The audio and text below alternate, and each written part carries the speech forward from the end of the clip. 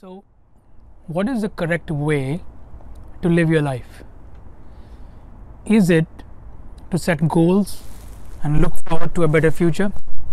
Or is it to be in the present moment?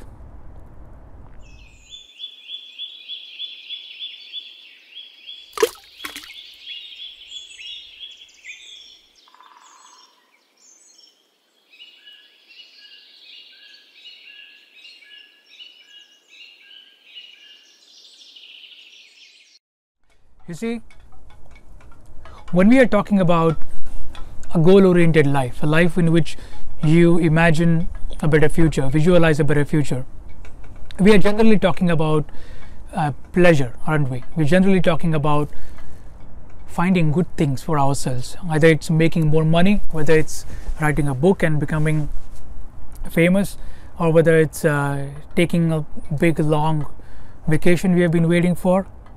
It could be anything, or it could be looking better, looking beautiful, and so you work out and you exercise and so on, or you eat better. So you have these goals in the future for yourself, and you imagine those goals coming true, and you move towards them day by day. Basically what you are doing is you are seeking pleasure, aren't you? You are looking for something good for yourself. Now, what is the problem with this? The problem with this mentality is you are only preparing for a better future for yourself. Okay?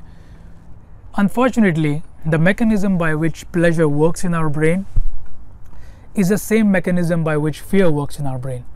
Right? What does that mean? Now, pleasure requires you to visualize something in the future, whether it is, for example, you want to make a lot of money, you want to make $300,000 a year, or whatever it is, different currency if you're living in a different country, right? If you want to make a ton of money in the future, you have to imagine you being rich, you being that person in the future. And when you imagine you being that person in the future, where is that imagination coming from? You see, it's not something you are creating, it's something which you have seen before or experienced before in some form, isn't it? It's a part of your memory, it's a part of who you are. And so whether you imagine yourself living in a big house or driving a very expensive car, or whatever it may be, wearing expensive clothes, it is something that you have experienced before, something that you have seen somebody else do before, right? And so that becomes your idea of success, that becomes your idea of your future, and then you project that into your mind, and then that's how you develop a vision of your future. But that is still a part of your memory, isn't it? Nobody has told you what a rich XYZ is going to look like. You imagined it for yourself, and therefore you have now taught your brain to take what is in the past and project it in the future. Take what is in the memory, embellish it, make it nicer, be more prettier, beautiful, etc., etc., and then chase after that. Guess what else works like that? You see, fear also works like that, doesn't it? Fear also works like that, doesn't it? The negative part of your future, of your past, which is somebody saying something to you, or you losing somebody, or you losing a job, or you going through a breakup, whatever it may be, whatever has happened in your past which is painful, those experiences also get projected along with the good experiences you're trying to project, don't they? So on one hand, you're trying to take something positive from your past and project it into the future, and that becomes your future orientation, that becomes your goal, that becomes a new me that you want to become, or the new you want to become. But along with that new you, the negative aspect of the past also gets projected. You can't stop it, because that's how. I have a concept which I renamed in one of the blog posts, which is called the blind fetcher, or the blind retriever, based on a dog. So blind retriever is basically what your mind is doing. Your mind is retrieving past memories. It doesn't know whether those memories are good or bad. Now you want to retrieve the good memories, but your mind is also retrieving the bad memories, right? And so what happens because of it? What happens is you become as positive minded on one hand, you also start experiencing fear. You also start experiencing negative emotions, right? You start experiencing that which you thought you will never experience. And so when there is a painful incident in your life, now you don't know how to handle it, because that painful incident it cascades into something bigger and bigger and bigger. You lose a job and you find a new job, but you keep expecting, am I going to be treated the same way as I was treated in my past job? Am I going to lose this job as well? Am I going to fail again? You see, that fear also keeps rising. So even though if you achieve your goals, that is, even if you become a richer person, a more wealthy person, etc., a happier person, in quotes, happy, right? Because you have more possessions which you plan to have, you also become a person who is more vulnerable to being broken.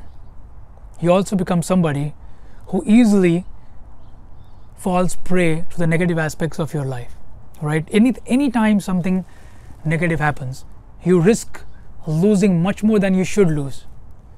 You lose your peace of mind, you lose your health, you lose all kinds of things happen to people who fall from success.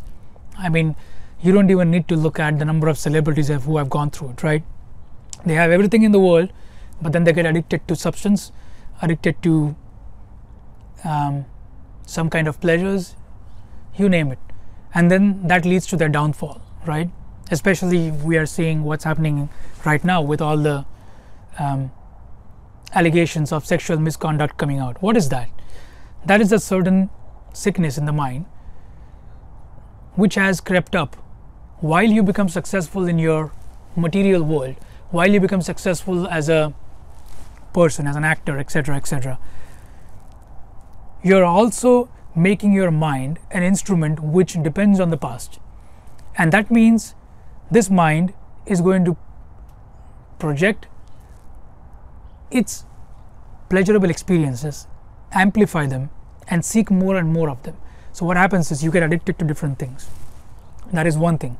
And you also become a much weaker person, because now any sorrow which hits you, any incident that happens, and incidents always happen, right? Something or the other is always going on with your health or with somebody else's health or well-being in your family. A loved one is in pain, or you are in pain in some sort all the time. That's the fate of humanity, right? That's what humanity is all about. It's about suffering. And so that common experience of suffering also becomes a part of you. And so now on one hand you are a person who visualizes these positive things, because I want more money, I want more fame, I want more influence, this, that. You're also a person who is in more pain. And then when something really, really serious happens, that's when you go, hey, I need to step back. I need to reevaluate what I've been doing. And then you start looking at this other aspect of having a good life, or having a happy life, a sane life, and that is to being in the present. And then you get confused, because now this is a totally contradictory approach to the previous one, right? He is always in the present. He is always here. That's how animals are. And that's why animals, when they are happy, they are happy. And when they are sad, they are sad. But they are not happy for too long, nor are they sad for too long. You see, they move on. They move on from the experiences. If my dog, his name is Django, if Django is ever sick, you see, he doesn't remember it the next day. If he takes the medicine, he gets better and so on. He doesn't remember being hurt, really, the emotional content of being hurt the next day. He moves on, because he's always rooted in the present moment. But this way of living, if somebody can master it, and it's a very, very difficult way to live your life, if you can live your life that way, that is, you're always in the present. You're also a person who is contemplative, right? Always thinking about his or her actions, always doubting your experience, always questioning oneself, questioning one's conclusions, questioning one's motives. Do I really want to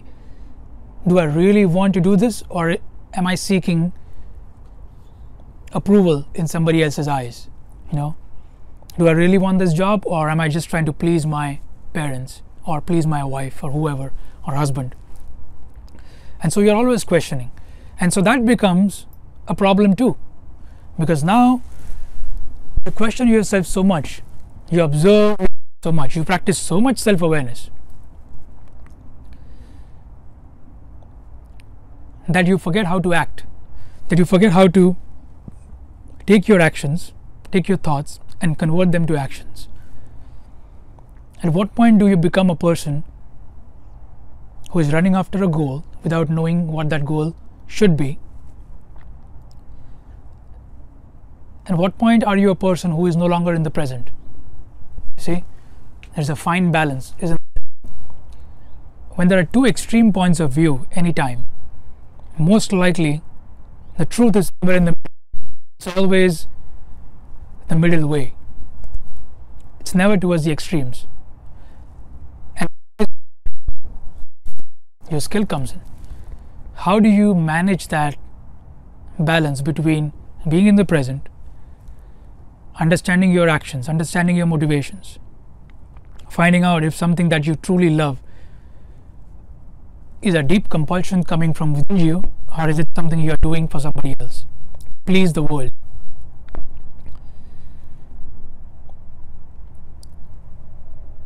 And what is the answer?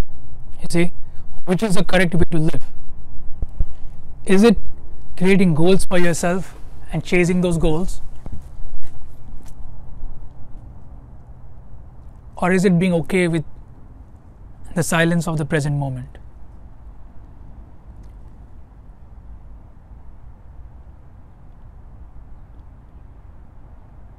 It is both, isn't it? You cannot decide a goal for yourself unless you know whether it actually aligns with who you are as an individual. You can choose a goal based on a certain whim. Either you're not going to get there, or you're going to get there and be miserable in spite of getting there. But if you choose a goal which is born out of deep self-awareness, deep understanding of who you are, of having closely observed yourself and having understood what are your inclinations, what is a natural tendency of who you are, of yourself as a person. It's like watching, if there is a lake and you start digging a trench on one side of the lake, see how easily the water flows out. See, there is no effort. In what direction does your effort flow easily? You see, what can you do very, very easily, which others find extremely difficult to do, if not impossible? That is what you need to find out. And once you find that out, and that's a big process in itself, if you can find it, then you should, or you can, or you're allowed to apply the principles of goal setting, apply the principles of future orientation to achieve that goal. But then something wonderful happens, doesn't it? That goal is not something which is born out of a vague desire. It is something which is born out of presence. So even if you don't get there, you're not attached to it. See, you don't become miserable in the process of getting there. You don't break yourself while you reach there. It's like going towards a destination so fast that you destroy yourself in the process. You don't hurt your body, you don't overstress yourself.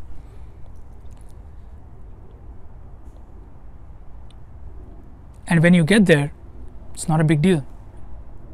You see, because that is what you are meant to do.